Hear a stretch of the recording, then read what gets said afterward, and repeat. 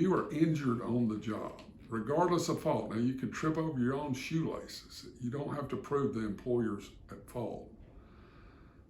But if you were on the job and the line and scope of your duties on the job and you got hurt, then workers' comp, and most of it is insurance. Some people are self-insured or some companies are.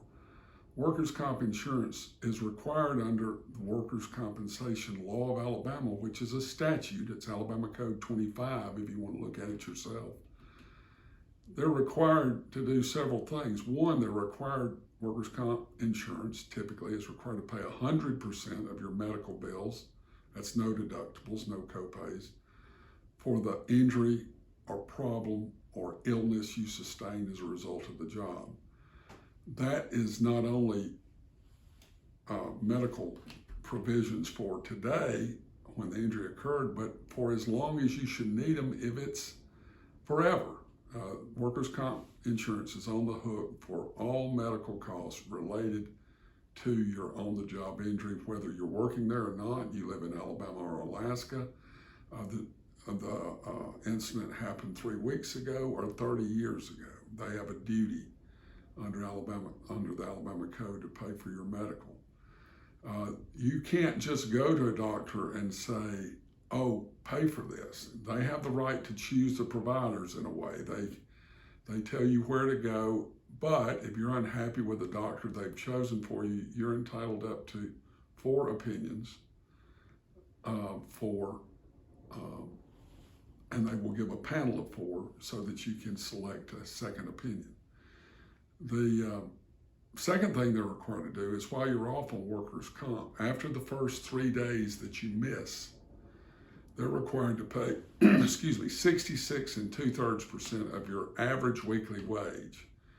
What is your average weekly wage? They calculate that by taking your total salary or your total income for the preceding 52 weeks and dividing it by 52. So if you had short weeks, those are calculated in. If you had overtime weeks, those are calculated in. But an average is determined, and then you're to get 2/3 of that, subject to a statutory maximum that changes every July 1st. I think the maximum now is over $800 and less than $850. So if you made $1,200 a week, you'd get $800 a week. But if you made $3,000 a week, you'd get $800 a week because that's the maximum. That money is not taxable, state, federal, or local, like your paycheck is, so that helps.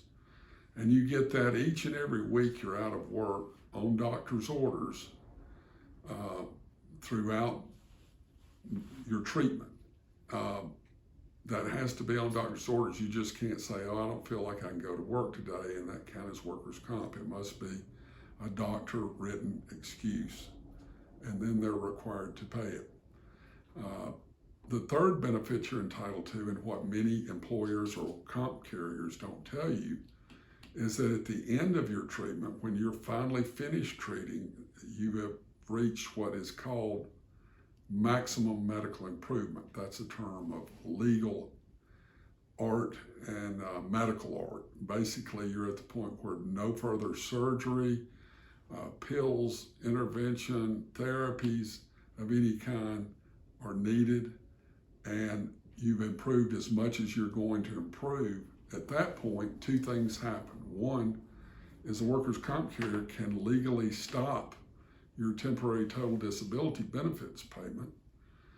And you may not be ready to go back to work, but the doctor says you are. That always creates havoc, and we have to deal with that. And then you're at a point where you can be determined, your permanent partial disability can be determined. A doctor assigns that, it's a rating. It's 5% disabled, 10%, 15, 20, whatever, and that calculation is used to compute what you're entitled to under workers' comp. It is not the sole guide of what you're entitled to in some cases. It is the sole guide in others. It's a sole guide when you have what's called a scheduled injury, like a finger or a hand.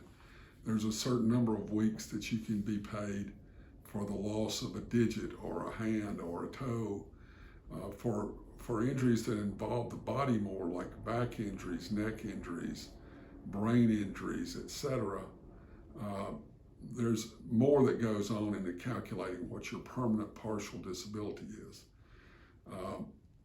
We handle those cases. We handle them on 15% of what is recovered. We don't get paid unless and until we recover, or for any advice we give preliminary or in advance of you pursuing it. The final thing is that you could be killed on the job, God forbid. What is paid for a worker that is killed in Alabama? If you have 2 dependents, it's 500 weeks times 2/3 of your pay. If you have 1, it's half that.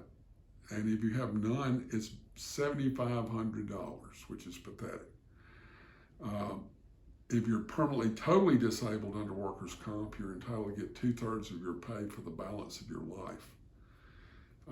So proud to say that I guess I've handled as many workers' comp cases as anybody in North Alabama. I know